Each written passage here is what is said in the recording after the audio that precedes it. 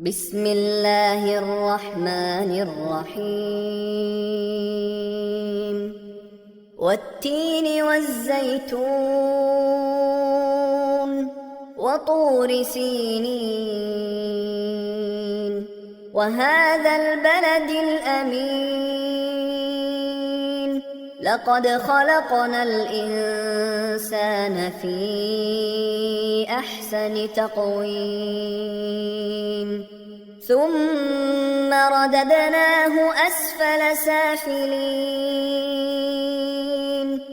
إلا الذين